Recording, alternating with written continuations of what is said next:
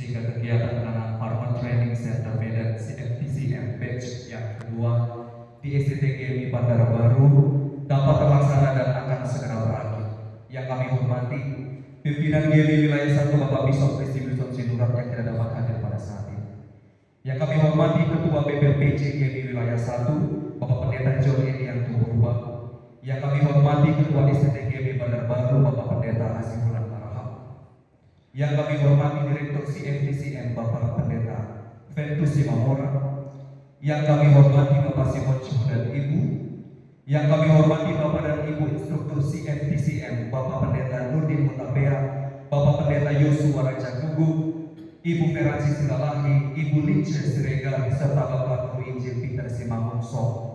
Yang kami hormati seluruh pendeta dan hamba Tuhan yang hadir pada hari ini, dan yang kami kasihi seluruh peserta, rekan-rekan guru Injil, Bapak Ibu sahabat seperjuangan. Terima kasih untuk kesempatan yang diberikan bagi saya untuk pada saat ini mewakili teman-teman yang hadir di sini sebagai peserta CFTCM untuk memberikan kesan-kesan selama pelatihan di STTGMI yang kita cintai. Bapak Ibu, kalau ditanya apa yang paling berkesan bagi saya selama menjalani pelatihan selama 6 hari ini dengan satu kalimat, character building. Saya sangat diberkati dengan pelatihan ini. Ini bukan klise, Bapak Ibu.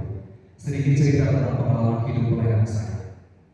Dulu ketika Tuhan izinkan saya sempat sekolah misionaris di Bandung, kami di sana rutin melakukan seperti apa yang kita lakukan selama di sini, melakukan ibadah, jam-jam berdoa, dan secara khusus membangun jiwa perintisan dan karakter di dalam. Dan dulu saya juga punya pembimbing rohani yang bisa saya jadikan teman diskusi atau pembimbing. Dan kalau saya sebut sebagai kotak sampahnya saya untuk mengeluarkan semua beban hidup saya kepada dia. Dan itu sangat membantu saya dalam setiap pelayanan saya. Long story short, singkatnya, hal itu sudah lama tidak saya temukan. 15 tahun sejak tahun 2009. Sejak saya keluar dari sekolah itu, saya punya kerinduan untuk punya kebiasaan dan spirit itu lagi. Jujur Bapak Ibu, kemarin saya bilang kepada Pak Direktur, dengan apa yang sudah saya temui selama ini dalam berteologi, bisa dikatakan konsumsinya sudah filsafat, gali-galian teologi, kalau mengikuti pelatihan atau seminar, sudah sangat selektif dan harus ada yang baru, apa yang belum saya ketahui. Dan ini mempengaruhi pola pikir saya. Kalau di pelayanan di gereja juga mungkin sama dengan Bapak Ibu dan teman-teman yang ada di sini.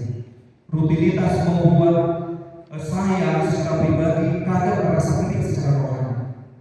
Saya kurang tahu apakah Bapak Ibu, teman-teman semua merasakan hal yang sama. Saya walaupun guru Injil dan asisten di Helvetia, sama sibuknya dengan pimpinan jemaat di Ibu Pendeta Neti, ya, yang sekarang sudah Bapak Pendeta Masih. Cuma bedanya tidak bisa pimpin sakramen dan bedanya juga tidak bisa memberkati pernikahan kudus. Itu saja Bapak Ibu. Selebihnya bisa ditanyakan kepada Ibu Injil yang ada di sini.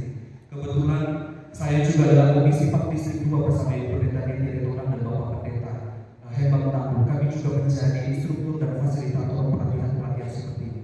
Di sini ada Pak Guru Peter ya, boleh juga nanti disaksikan. Ditanya kepada sibuk sekali Bapak Ibu. Sama seperti teman-teman guru di sini, saya percaya juga pasti kalian juga bersibuk. Dengan berjalannya waktu, Bapak Ibu saudara-saudara, saya lupa dengan kebutuhan spiritual saya yang dulu. Nah, kalau boleh jujur, ketika awalnya saya harus mengikuti pelatihan ini, saya berpikir ini pasti boring sekali, membosankan bagi saya. Dengan pengalaman-pengalaman tadi yang saya katakan, apalagi judulnya udah farmer, ini tadi tempat disinggung oleh Pak Direktur. Dan pasti gak relate dengan apa yang saya harapkan Bapak Ibu. Sampai tadi sini ini cerita. Hari pertama masuk materi pertama dari Ibu Feraji, loh kok nyaman gitu. Ibu tanggung jawab ini hatinya udah nyaman di sini Bu ya.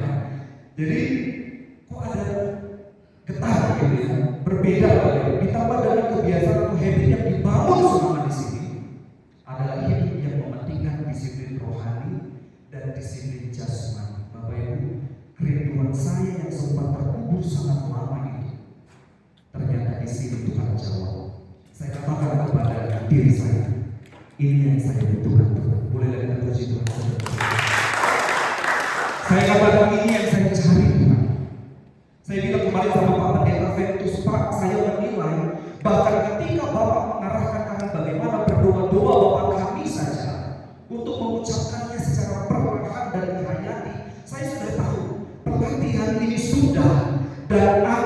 Tuhan pakai untuk menjadi berkat bagi saya dan banyak orang. Beda Bapak Ibu, doa yang dipenuhi dengan hadirat Tuhan karena dia berrelasi dengan Tuhan secara rutin, hanya dengan orang yang hanya formalitas atau rutinitas, itu beda. Saya katakan pada diri saya, yang seperti ini yang saya cari. Bapak Ibu guru Injil, kita perlu bersyukur pada ini bukan hanya memikirkan soal intelijensi dan keterampilan kita saja. Walaupun saya mau katakan itu sangat kita butuhkan dalam pelayanan, tapi hari ini juga benar-benar melalui pelatihan ini memikirkan kerohanian saya dan saudara yang katanya kaum rohani. Bapak Ibu, saya tahu materinya selama beberapa hari ini kalau menurut saya ya, sangat sederhana. Bukan seperti yang saya katakan tadi di awal, filsafat, teologi yang dalam. Tapi dari hal-hal yang sederhana inilah saya seperti dicas kembali.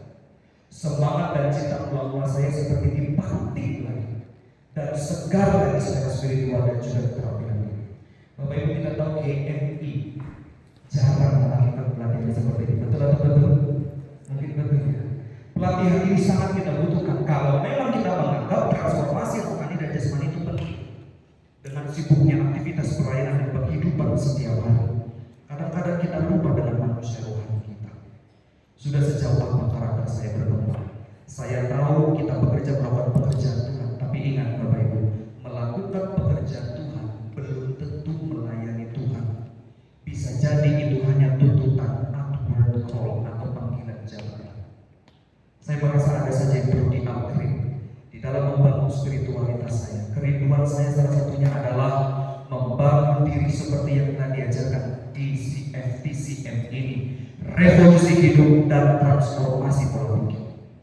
Di pelatihan ini Bapak Ibu saya temukan keholistikan itu. Di satu tangan firman Tuhan, di tangan yang lain apa? Cangkul. Kata siapa ya? Yongki, Bapak Ibu ya.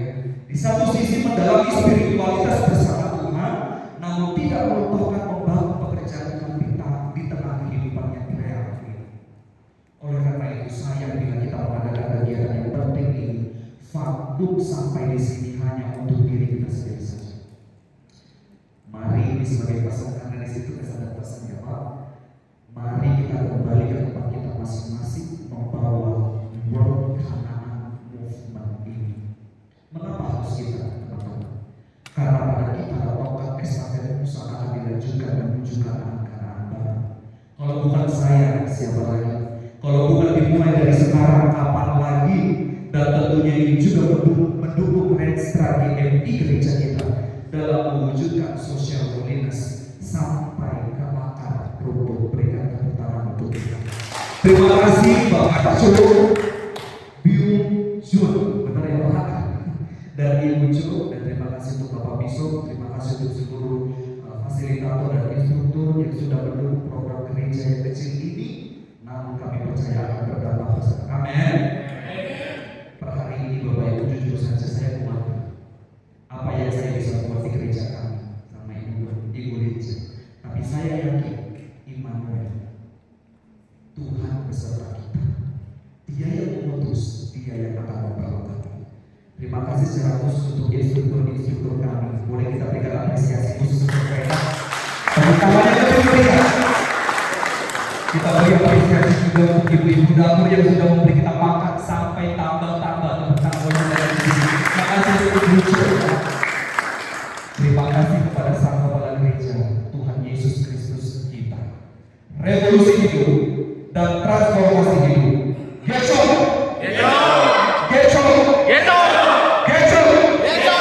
Akhir kata, hatiku terasa hangat dan anehnya. Kini aku yakin Yesuslah keselamatanku. John Wesley 24 Mei 1738. The world is my palace. Terima kasih. Oke, terima kasih buat